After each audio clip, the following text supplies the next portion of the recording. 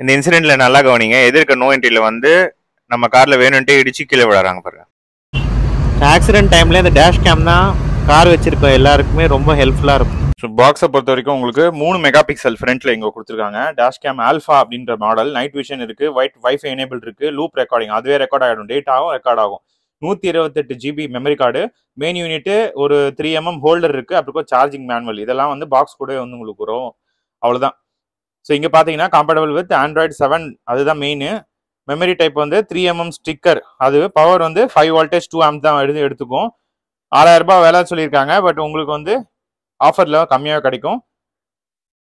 Alpha G9 car dash model, சரிங்களா? So அகர்லேருந்து கொடுத்துருக்காங்க.